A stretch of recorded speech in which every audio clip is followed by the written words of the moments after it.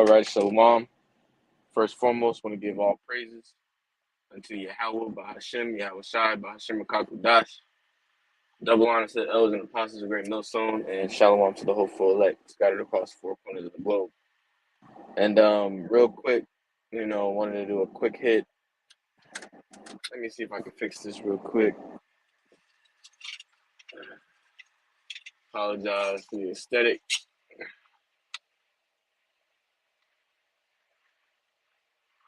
Give all praises to Yahweh, Bahashem, Yahweh Shai again. And briefly in this, I just want to touch on the spirit of prophecy. Because the spirit of prophecy is what this thing is really all about. But one sec, Baba Kashah, bear with me 1 second. I'm gonna check the audio real quick. All right, the audio is okay. All right. Right. So without further ado, I'm gonna go ahead and hop right into these scriptures. Because the spirit of prophecy is something that's so important.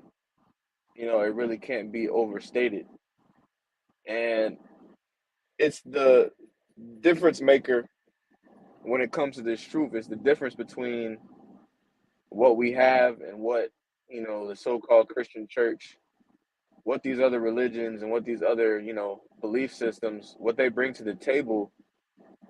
The reason that they fall so short in comparison is because of the spirit of prophecy. And it's really the power of Yahweh Bashem Yahweh Shai that's on display when you bring prophecy to the forefront of the ministry, because there's no other way to show.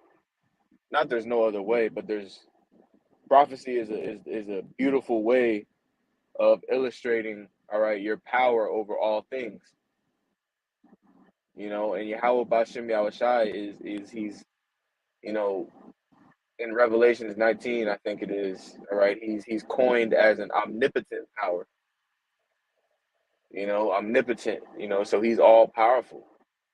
Right? There's nothing taking place in our lives individually. There's nothing taking place on a grand scale that Yahweh Bashem Yahweh Shai didn't already understand was going to take place. So let me actually start off with this. This is Isaiah, the 46th chapter, and I'll start at verse 9. All right, this is Isaiah 46 and 9. It says, actually, I'll start at verse 8. It says, "Remember this and show yourselves men. Bring it again to mind, O ye transgressors." Right? Let me read that again. It says, "Remember this and show yourselves men." All right? And that reminds me of what King David said to King Solomon, all right, before Solomon inherited the throne. Show yourself a man, is along the lines of what I believe he said. And that's one of the first things that you have to analyze about yourself when you enter this truth, all right, if you're an Israelite man. We live in a society that's so effeminized, that's so rooted in woman worship, that we have, certain mannerisms and little things about, our personalities that we have to get rid of when we come into this truth. And it's not easy, what I mean, because things here in Babylon the Great, are so convenient, and they're so, instantly gratifying, that even homeless people are proud here. Even homeless people have a sense of entitlement here in Babylon the Great, and that's an anomaly, man. That's like that shit don't make no damn sense. But what it is, this image of the beast, this system that Esau has created, this way of life, it has created the most proud and the most entitled people on the planet Earth.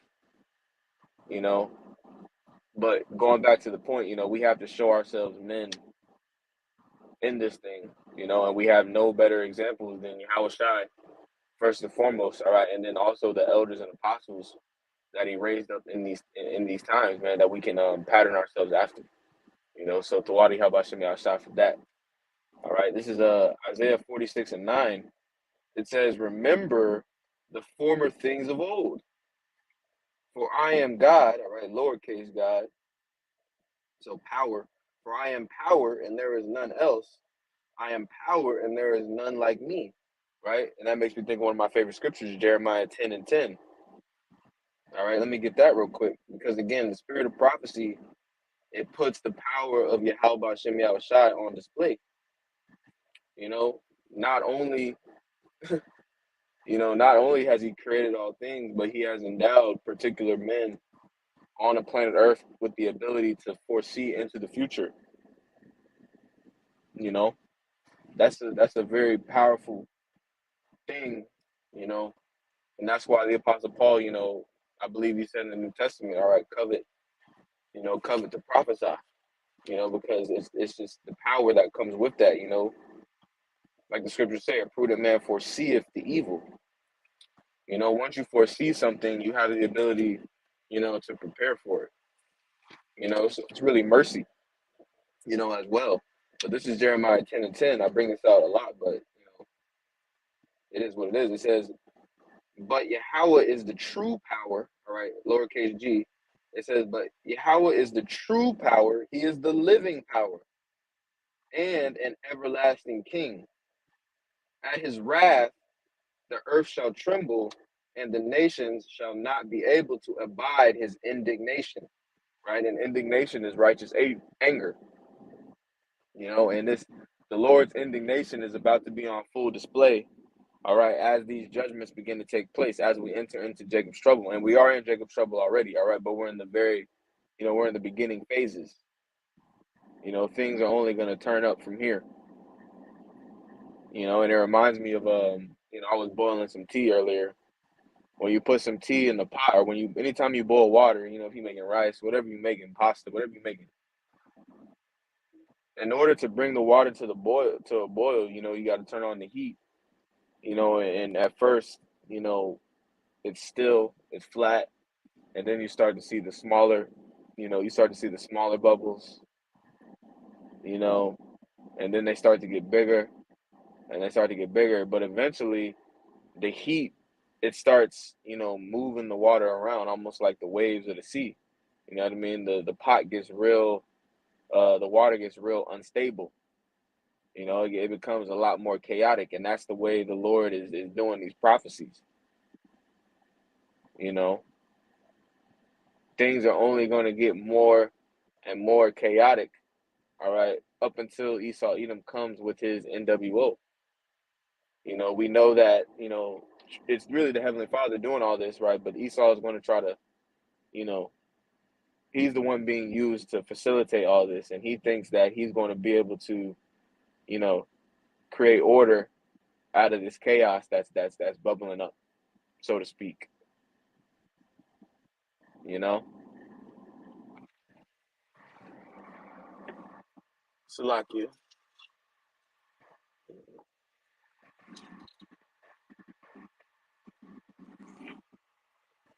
Let me keep going.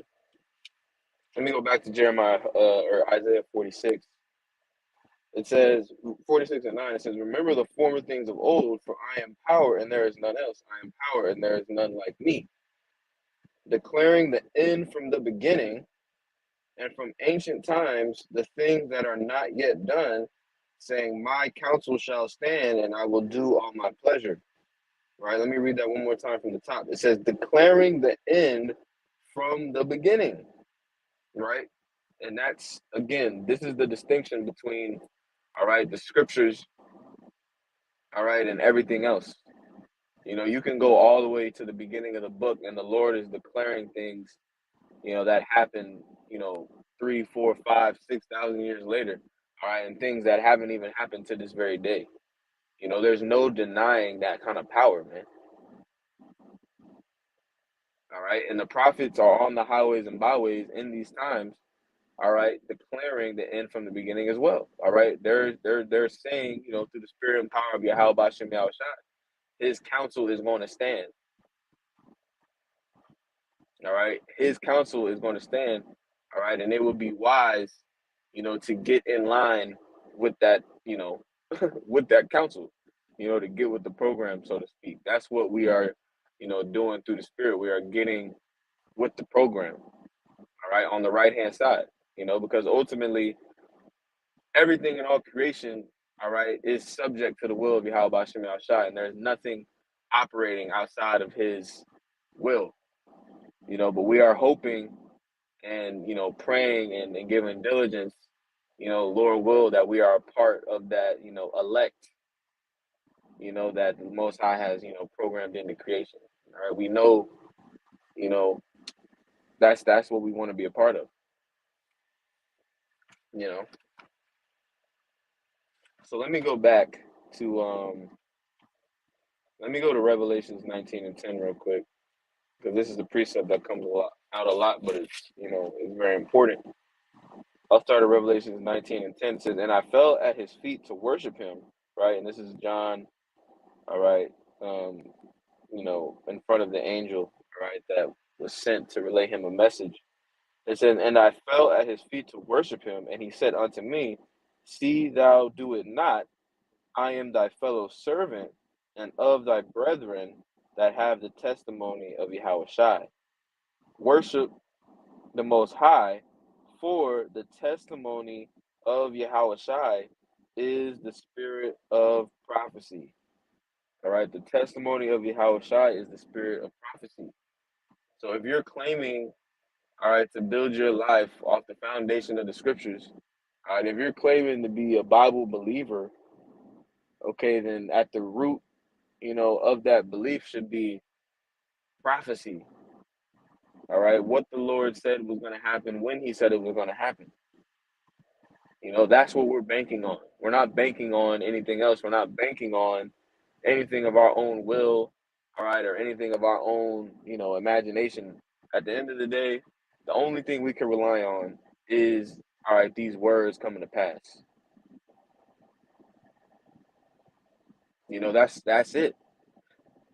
It's really that simple.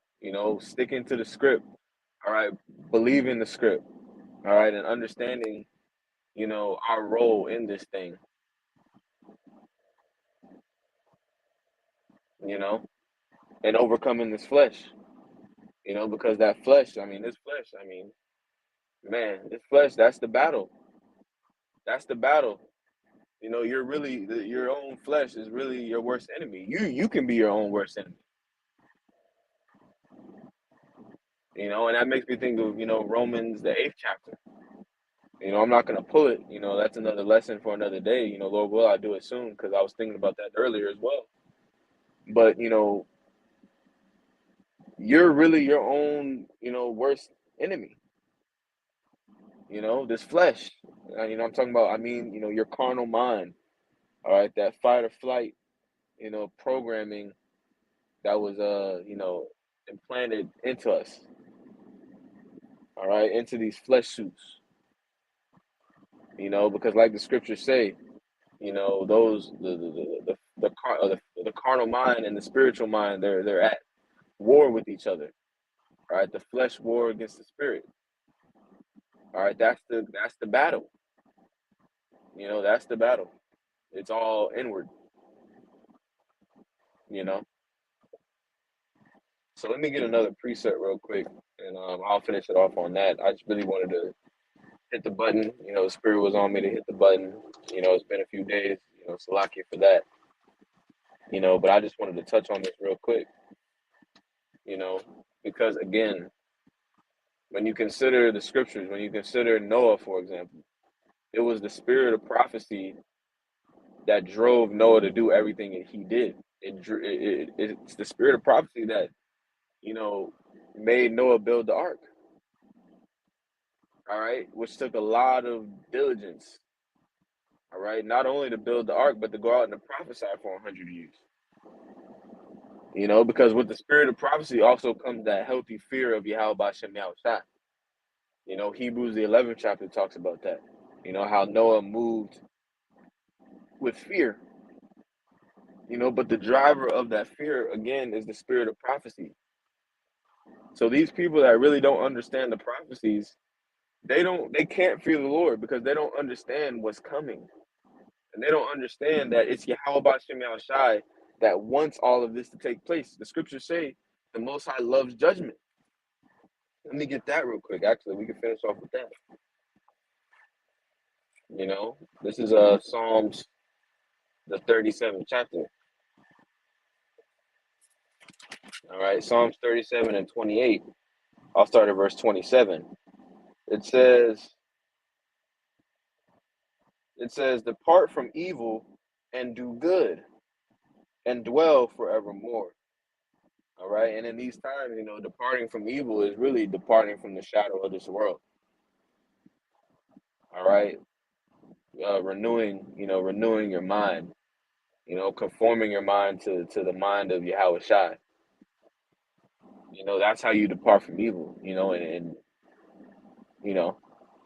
do your best, in sincerity and truth, to please Yahweh Bashem Shai. Psalms 37 and 28, it says, for Yahweh loveth judgment and forsaketh not his saints.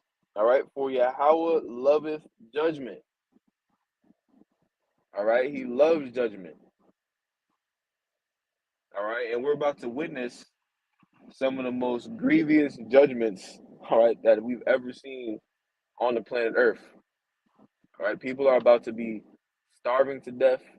People are about to be eating other people. All right, people are going to be getting torn to shreds by wild beasts. Women are going to be getting ravished. All right, a mighty pestilence is coming. People are going to be rotting away. And the Lord loves that, because that magnifies his name. That magnifies his name, man. Let me finish this verse. It says, for Yahweh loveth judgment and forsaketh not his saints. They are preserved forever. Right? So we don't have anything to fear, anything to worry about. All right. If we trust and believe, all right, in these scriptures, and we trust and believe in Yahweh Hashem Yahshai, and have faith that, we have been doing everything that we can. We always have that healthy fear, you know what I mean? So, don't get it twisted. We always have that healthy fear, but there's a certain level of faith and confidence that comes with, worshiping the Most High in spirit and truth, with all your might, and the Lord sees that, the Lord understands, as well that we are in this flesh. All right, he put us in this flesh for a reason. He put us in this flesh to fight. All right, and you get hit when you fight. The best of the best get hit. So there are going to be times where we mess up, we make mistakes. All right, we get distracted. The Satan. This is a battle. This is a battle. But we can't lose sight we can't lose sight of the words that Yahweh Bashem Shai, all right, has already, preordained. The words that he's already said, he's going to do exactly what it is he said he's going to do. So Lord willing, this video is edifying. I'll go ahead and close it on that. With that, I'll say shalom.